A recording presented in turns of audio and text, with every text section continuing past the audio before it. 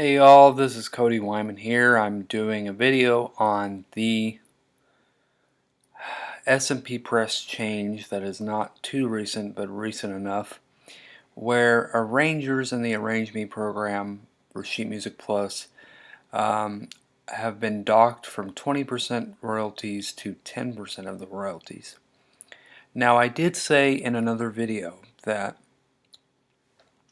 it is very, very, very important to start building your own portfolio. These days, there are tons of composers with composer websites. They can do it on WordPress. They can do it on, if they've got some coding skill of their own, they can do it. If they don't, there's plenty of build-a-box, website in a box companies that you could choose from. Weebly is one as well. And this is the reason why I put that video out. This exact thing is the reason why I put the video out. Because I know that companies are working in their best interest. And when you work with a program like Arrangeme, who goes and works with the copyright holders to get the sheets or the rights to the songs in their catalog so that arrangers can arrange it for their ensemble, you have to keep in mind it's a producer dominated thing. What I mean to say is I'm a composer as well as an arranger, so I'm aware of the arranging and how things get cut. But I'm also a composer in the way that I write my own stuff. And I write my own, come up with my own music. So, a couple of things, a couple of questions I have for you is, do you think it's fair to get, 25, 20, 30% royalty off of somebody else's song even though it's your arrangement, when they are the one that wrote the original piece? Now, I know I'm going to split some hairs on that one, but I know as a composer, if somebody wanted to do my piece, yeah, I would want 70, 80, 85% of the commission. And also, when you create your own platform, you own it. You can change the terms of service or the terms of whatever when you feel like it. And that's what these companies do. I don't, sorry for being blunt, but that's the reality of this. And if you were to go to a traditional publisher, composers and arrangers only make 10 to 15% of the sheet music cost anyway. So basically SMP Press Arrangeme has basically put the playing field on the same caliber. And there's a lot of people who ask me, are there any other platforms to do this? And I see that happening all the time. I could do a video on different platforms if that will help. But at the end of the day, composers today have to be very self-sufficient. Meaning these platforms, these SMPs, the J.W. Peppers of the world, the Music Notes, Musicaneo, all of these sites, they're great for when you're first starting your business. Because this is a side hustle, this is a business, this is a long-term thing for me and many others. But one thing you have to understand is, unless you own the site, you cannot control what these people do. And actually, I am quite grateful and quite thankful that I'm even getting 10% on my arrangements. I know it's pitiful, but you have to look at it from a standpoint of, well, the composer wrote the original music that made it in the first place. So they naturally will be prone to want more of the royalty cut. That's just how the music business works. You know, it is, I'm not saying don't arrange with Arrangeme. I'm not saying that. What I am saying is if you can arrange a piece, even though that's different than composing something out of nothing, I would basically say you need to do both. Sometimes you have to do both. You have to get creative inside your own mind and chart your own success for part of it. And that's why I'm able to say that, because I do both composition and arranging, both, not just one or the other. And to tell you the truth, I'm better at composing original music than I am arranging other people's. And I like coming up with things. There's a lot of arrangers that don't, and I understand that. But when you're in the thick of things, you have to understand, are you a producer and a creator, or are you just somebody who comes along and copies other people's work? You've got to look at that way, because the original creator is not going to take a 60% royalty cut when he can get 80, when he can get 90. That's how composers work. That's how songwriters work. That's how record companies work.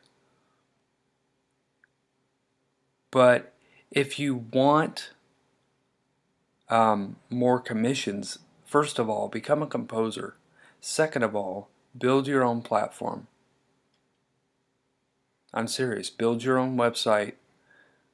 Become creative. Start making those decisions. Even if you don't stick with it right away, even if you still flock to arranging, which is fine, you've got to be not productive, but you've got to be more resourceful. And you've got to go and find ways that you can do arrangements in addition to composing. Because I think they're not the same thing, in that you take somebody else's work and rearrange it for your ensemble or reduce it, but they are the same thing as it's just writing music.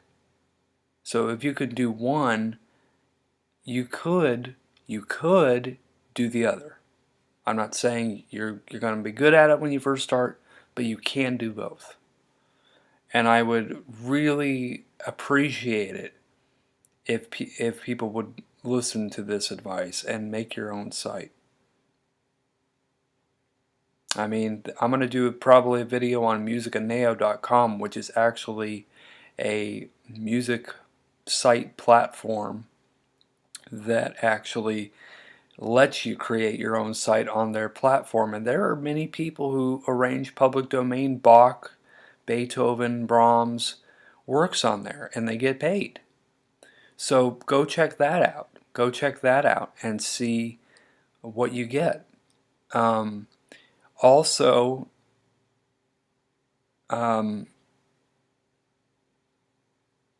put up more repertoire things. Like if you're doing a tutorial on scales, let's say, put up your own version of the scales. Put up your own version of blues scales and jazz scales. Put up your own version of chord progressions. And really put that on SMP Press. I've had a few of those. I've had a few chord studies that I wrote sell. So it's not the end of the world that this is happening. It just causes us to have to be more creative as individuals.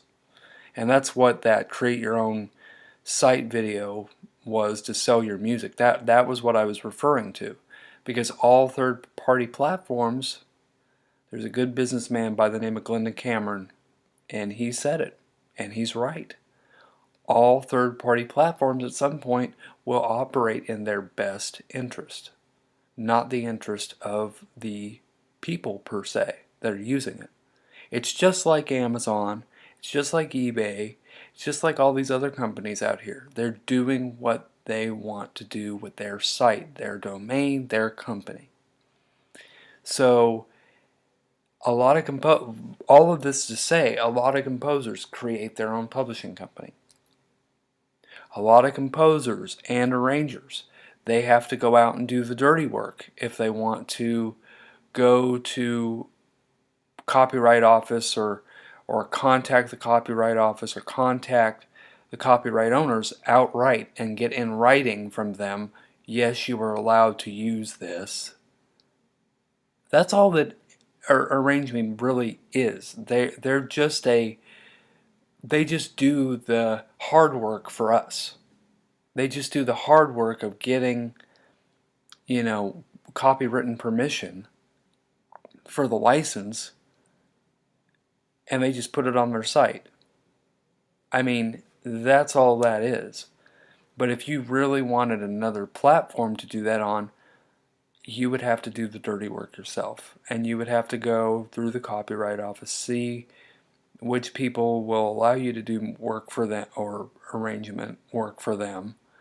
And also you would have to build your own platform and keep up on that. I mean, I did it. I mean, I've just started doing it. And it takes a long time to gain traction. It takes quite a long time, maybe 6 months to a year to gain traction on your own platform. But you have to have all these different little buckets. You can have SMP Press as one bucket. You can have J.W. Pepper as another bucket. You can have your own site as the main bucket. You can have Musicaneo.com, a site on there, as another bucket of income. You can also have where you hire your arranging services out to other people, which is what CJWmusic.com also does. That's my website, in addition to putting up music for people to buy. I also use that site to get people who need transcription, musical transcription, or arranging or other sorts of work. If they want to commission me to do it, that's the site to go through. And so I have my own platform that I can control. And that's basically what this is down to. I mean, you may say it sounds like too much work. Well, if you're a tutorial site and you can put up tutorials playing other people's music on your site, let's say if you're a piano player, then you might want to think about just going to researching the copyright and doing it yourself rather than doing SMP, because if you feel that they're cheating us, then you kind of have to music is all about carving out your own niche.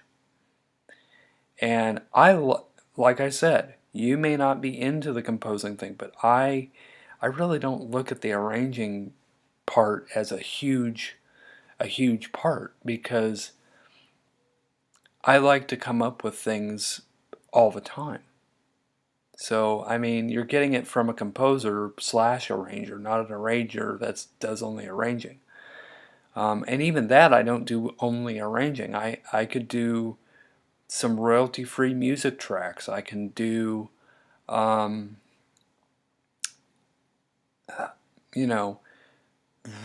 could transcribe out the parts to a karaoke thing, and have to work with the copyright owner to see if that's okay. You have to do that. It's big boy time, for a lot of this. And a lot of people don't like it when you say things like this, and I'm probably going to get a lot of angry comments about this, and I'm sorry, but this is the truth. This is the truth.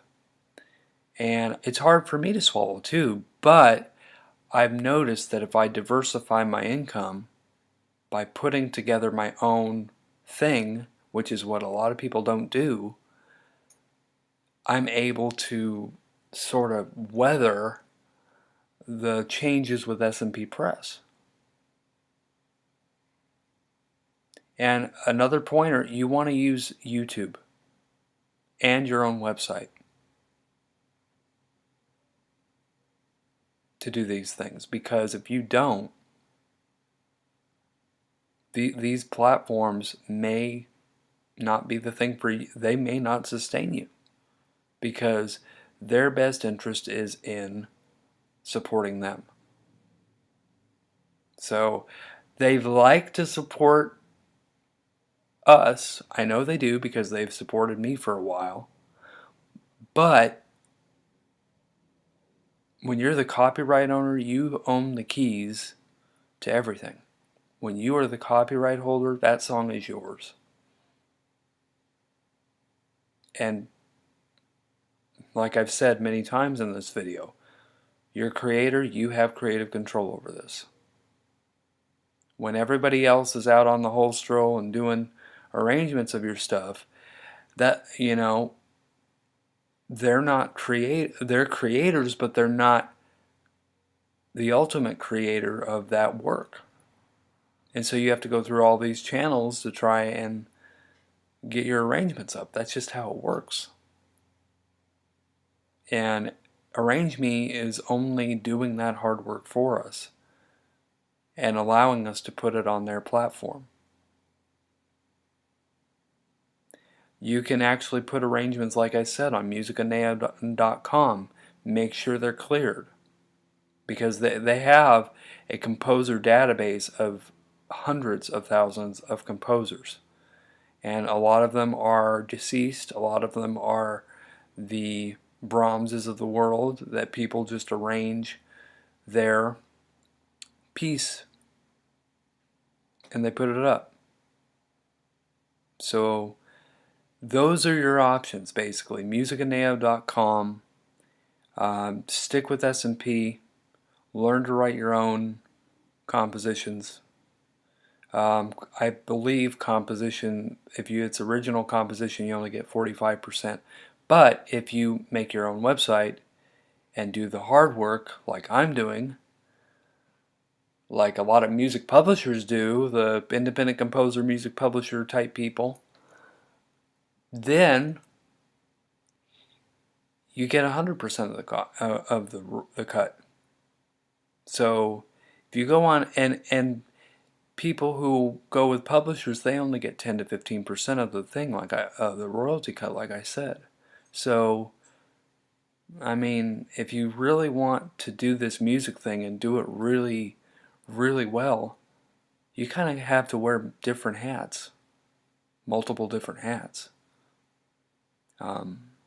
So I may do a part 2 on this. I definitely will do a musicaneo.com video walkthrough, and just show you what that site's all about. And maybe that'll help some of you. Maybe that'll give you a more detailed insight into why this happens and what other ways we can do this. Alright, so I will welcome your comments down below, and until the next time, see you later.